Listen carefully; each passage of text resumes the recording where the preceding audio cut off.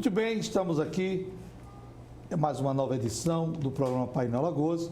Dessa feita, como sempre, após as eleições, fechamento para a Câmara Municipal de Maceió e as câmaras dos interiores do estado de Alagoas.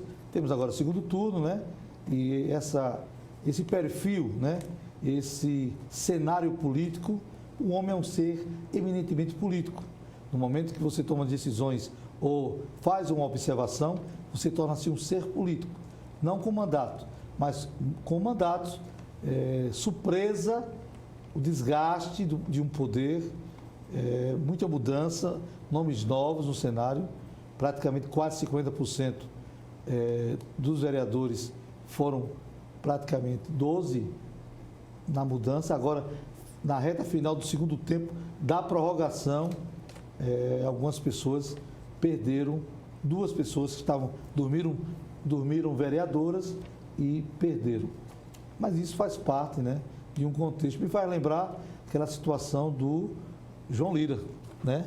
Mas eu estou com ele aqui, administrador de empresa, escritor, analista político e contundente em tudo aquilo que ele faz. Sério e na neutralidade de suas observações. O enriquecimento é as suas observações, ou seja, são as suas observações. Marcelo Bastos, tudo bem? Tudo bem, é um prazer, pastor Hamilton, estar aqui presente no seu programa Painel Alagoas e estamos a seu dispor para a gente conversar, um bate-papo a respeito do resultado de ontem, não só em Maceió, mas no estado como um todo. Vamos começar de uma forma muito bem transparente.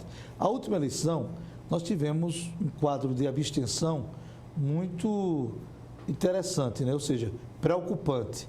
Nulo sempre existe e votos em branco. Mas a abstenção foi o número na última eleição de 2018. Essa agora, de 2020, aumentou, diminuiu, assustou, o povo está cansado, a decepção e o medo também desse surto chamado Covid. Eu queria voltar a fazer uma retrospectiva a respeito de abstenção, que eu tenho um estudo a respeito disso. Na eleição de 2012, vamos falar nas eleições para prefeito e vereadores. Na eleição de 2012, a abstenção foi de 12%. Na eleição de 2016, também para vereadores só e prefeitos, abstenção. Foram, agora na última para vereadores e prefeitos, foi 17%. Agora, nessa eleição de 2020, estávamos até ontem, 1h da manhã, quando a gente estava acompanhando as eleições, 26%, ou seja, aumentou 9% a mais em relação à eleição de 2016, também para prefeito e vereadores. E agora, por que aumentou mais essa abstenção? Primeiro, porque a cada eleição você observa que ela aumenta. A descrença do povo na política, né? No que ele vê, nos escândalos, mensalão, petrolão. Então, a forma que ele tem de protestar é de deixar de ir às urnas. E outra questão que foi um fato que fugiu um pouco de tudo isso que a gente está colocando foi a pandemia, que também fez as pessoas de grupo de risco, os mais idosos, não quererem votar. Então, juntou a decepção do eleitor e mais a questão da pandemia, foi isso que refletiu uma abstenção. Mas a decepção, grande. Em que ponto, em que aspecto, dentro de um contexto político? Da prática política, do que a gente está vendo no dia a dia, os escândalos que a gente tem, do petrolão, mensalão, né? E as pessoas veem muitas vezes a impunidade. Então, como é que é a forma que ela protesta? De deixar de comparecer às urnas. Que isso não vai resolver. Porque por mais que a abstenção seja grande, alguém vai se eleger. A abstenção cresceu, vai fazer não ter os 25 eleitos na Câmara? Não. Tem 25 já eleitos, que já foi totalizada a votação da eleição de ontem. É interessante que, em alguns comentários, né, Davi Davino representa o Poder Legislativo, Casa Tavares Bastos. Alfredo Gaspar representa o governo do Estado e o governo municipal. E o JHC representa um voto mais voluntário. Como é que o senhor enxerga essa situação agora do segundo turno? Qual é a data do segundo turno? 29 de novembro. 29 de novembro. Quem vai, quem fica em cima do muro? Porque Cícero Almeida teve uma votação muito... pífia. Muito pequena, muito minguada. O outro que a gente talvez pensasse que o Josan, né? Teve 23 mil votos. Também muito minguado. Valéria, 12. Esses candidatos, né, a prefeito, o senhor acha que migram para quem? Veja bem, primeiro que a eleição do segundo turno, pastor Hamilton, é uma nova eleição, começa tudo do zero. Primeiramente que os dois candidatos que ficaram para o segundo turno, o Alfredo e o JHC, como é que se diz? Eles vão ter o mesmo tempo no guia eleitoral. Agora é tempos iguais. Um vai ter 5 minutos e o outro vai ter 5 minutos tanto no rádio e TV. Isso já é um diferencial do primeiro turno. Então, a grande questão é o seguinte, quem votou no Alfredo, é muito possível que ele vai continuar votando no Alfredo da mesma forma que votou no JHC. A ampla maioria continua votando nos candidatos que eles votaram no primeiro turno. O segredo para os dois candidatos na eleição, que a diferença do Alfredo para o JHC foi apenas de 0,31%, é quem vai ter a capacidade dos dois de trazer o eleitorado desses outros que não vão para o segundo turno. Como é que eles vão, qual a estratégia que eles vão usar para convencer, na verdade, o eleitor do Davi, que teve uma excelente votação, o eleitor do José, a votação da Valéria. Então, para onde vai esse eleitor? Então, agora é a capacidade, porque mesmo que o Davi ou um desses venha apoiar um dos candidatos, isso não quer dizer que o eleitor dele vai acompanhar. Sim. Porque essa história de transferência de voto é uma coisa muito difícil. Agora, vai ser a capacidade, a estratégia dos candidatos que foram para o segundo turno, o Alfredo e o JHC, de ter a capacidade de convencer esse eleitorado do Davi e dos demais candidatos a migrarem para a sua respectiva candidatura. A gente começa a perceber realmente um quadro diferenciado, né? Por exemplo, existe uma expectativa dos comerciantes, com essa crise do Covid, né? Existe uma expectativa dos estudantes, dos universitários, dos estudantes de escolas que praticamente fecharam esse Covid. Então, há uma decepção até assustadora. Agora, nas políticas públicas, percebemos que algumas situações como saúde, segurança pública, educação, foram alvos assim muitos de uma forma assim desprestigiada, principalmente a educação, né? A gente percebe qual o viés de defesa do novo discurso agora no segundo turno. O senhor acha que eles vão investir em promessas além do alcance ou realmente vão atacar o eleitor do Davi, né? Claro, conquistar, né? O eleitor do Davi e dos demais. Além disso, pode também aumentar o índice de abstenção. Não tem dúvida, porque muitas vezes o eleitor que votou no Davi, nos demais candidatos, não simpatiza com nenhum dos dois, é tanto que não votou neles. Sim. E, obviamente, deve ter duas coisas: aumentar a abstenção, como foi bem colocado pelo pastor, como também aumentar o voto branco e nulo. Ou eu não vou votar nenhum dos dois, porque eu não votei no primeiro turno. Então, deve, provavelmente, aumentar o número de votos brancos e nulos e também a abstenção. Isso é um fato que a gente não pode esquecer. Em relação ao primeiro turno, em cima do que foi colocado, principalmente pelos dois que vão para o segundo turno, falaram em educação, escola em tempo integral, né? Falaram que construir 20 clínicas, policlínica. Então, foi muito falada a questão da saúde, a questão da educação como escola de tempo integral, e se falou também uma coisa que toda eleição fala na questão da segurança pública, que é uma das coisas, principalmente na periferia, que tem muito problema de segurança pública, muito assalto, muito assassinato, que é uma das coisas, um dos temas que sempre é colocado em toda a campanha política. Obviamente, construção de creches, isso na questão do viés de educação, né? Saneamento, muitos conjuntos foram entregues, mas não tem nenhuma estrutura, né? Falar sobre saúde, a gente percebe também muita falta de estrutura. Mas o que é que vai pesar muito? Porque esse discurso o povo já está cansado de ouvir. O povo quer um viés diferente. Esse segundo turno vai ser o segundo turno das promessas de ilusões ou de um outro tipo de discurso? Qual o tipo desse discurso? Olha, veja bem, no primeiro turno, voltando ainda ao primeiro turno, pastor, as promessas foram em cima disso, né? E a grande questão é, eu vou fazer isso e aquilo outro. Mas esse dinheiro vem de onde? Vai ser alocado de onde? Porque a gente percebe que a situação da Prefeitura Municipal de Maceió é uma situação difícil. Muitos empréstimos? Muitos empréstimos para cobrir a situação que vive, né? Há um tempo que não tem aumento do servidor. Aí eu pergunto, de onde vem esse dinheiro para fazer tanto que está se prometendo tanto por todos os candidatos? Não é apenas os dois que estão no segundo turno. Todos eles prometeram tantas coisas, né? De frente para a Lagoa, que não foi cumprido em outras campanhas. Isso é uma crítica? Não é crítica, eu estou dizendo que são promessas que não foram cumpridas. Então era mais interessante... Mas não foi dito que tinha dinheiro em caixa? Não, estava baseado em cima do empréstimo que ia tentar conseguir internacional para viabilizar. Então não era mais interessante fazer o feijão com arroz e tentar cumprir aquilo que prometer. Aí tenta fazer uma coisa que está além da possibilidade, não consegue, e isso é um desgaste para o político. Né? Então quando a gente promete e não cumpre, a sociedade fica extremamente decepcionada. Em cima dessas decepções, aumenta a cada eleição o número de pessoas que deixam de comparecer às urnas, as pessoas, em cima disso que foi prometido, não foi cumprido, aumento dos votos brancos e nulos. Então, esse aumento de votos brancos e nulos, abstenção, reflete exatamente de promessas, de campanhas passadas que não foram cumpridas. Isso é uma grande verdade. Vamos sair um pouquinho de Maceió, vamos para os interiores. Pois não. Júnior Loureiro, uma surpresa, perdeu a eleição na cidade de Japaratinga. Que a família Loureiro já vem ganhando eleições há muito tempo lá em Japaratinga, né?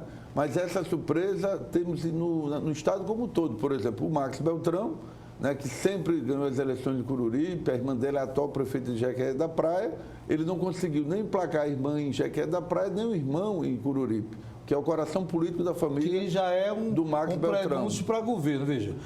O que se fala é que Max Beltrão já deu um discurso em 2022, eu sou candidato a governador. Diante da situação que ele não foi favorável, eu acho que vai ficar muito difícil ele almejar a candidatura ao governo do Estado.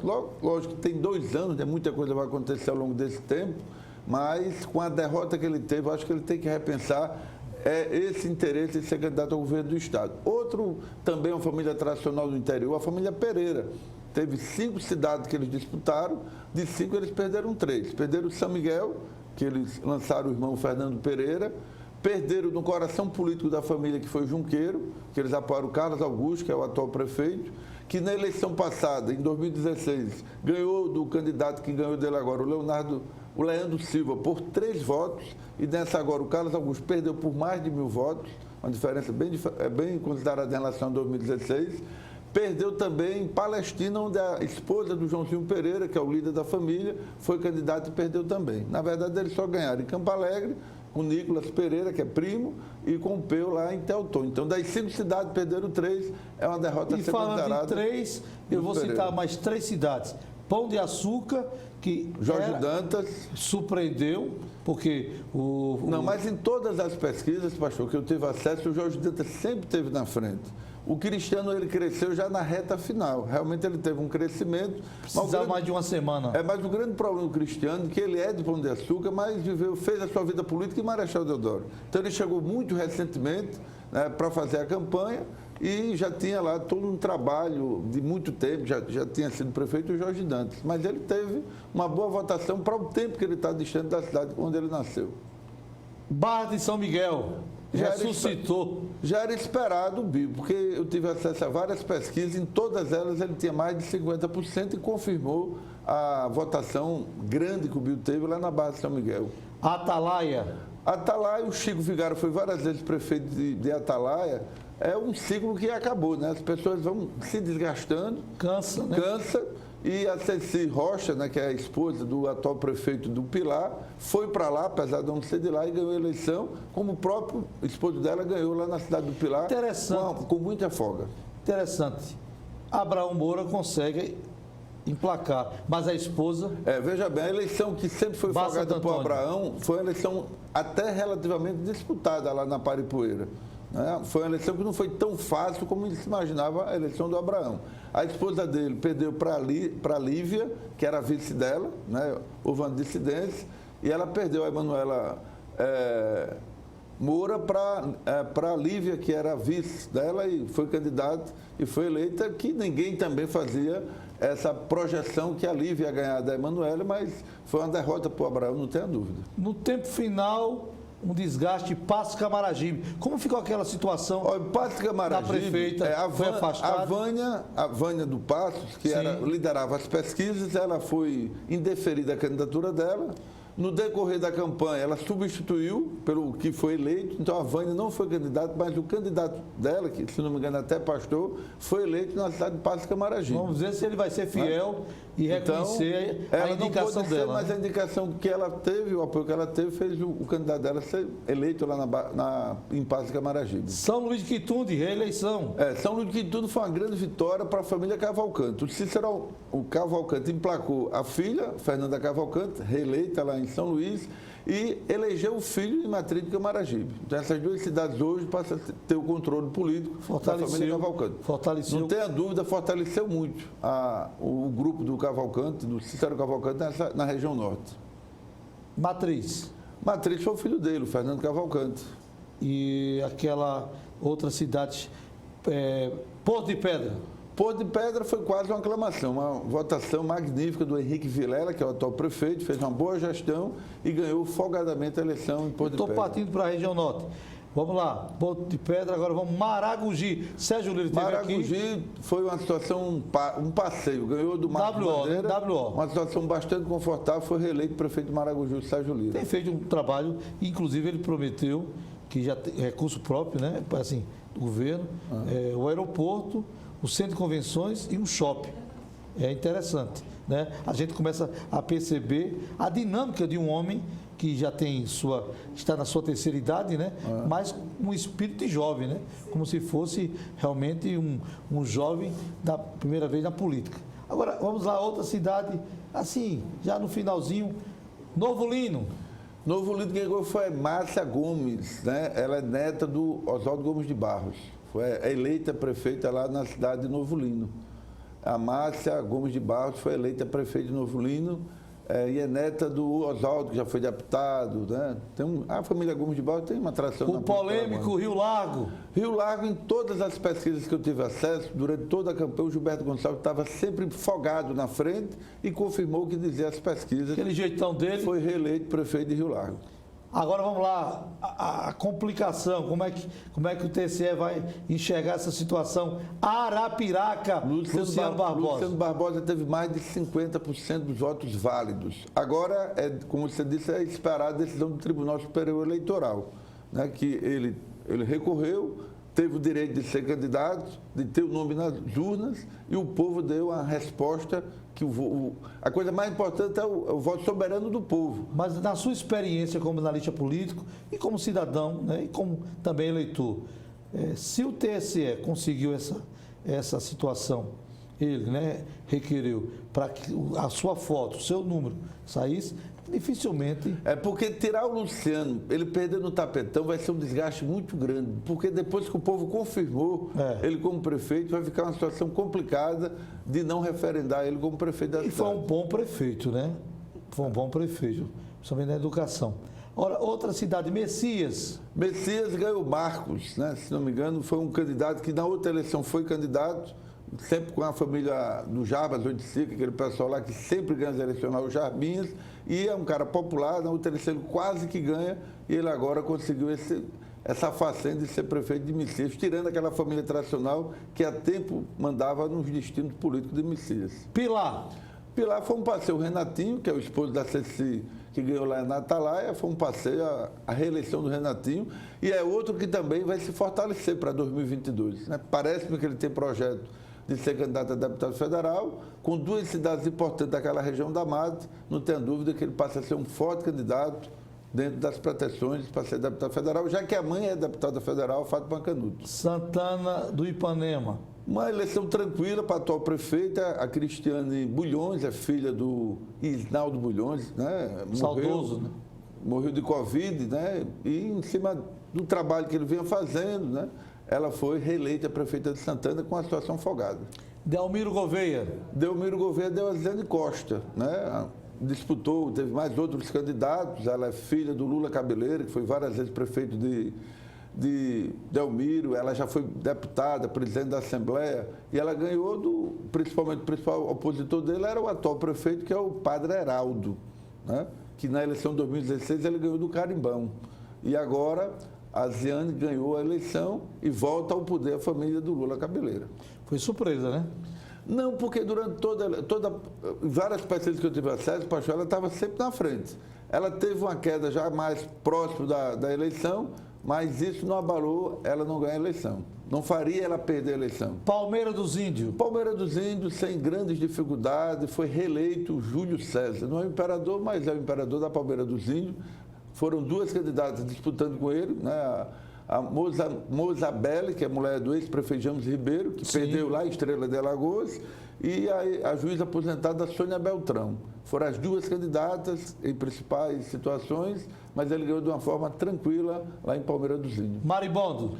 Maribondo foi Leopoldina, né? Não é a Leopoldina, mulher de Dom Pedro, mas foi eleita prefeita de Maribondo.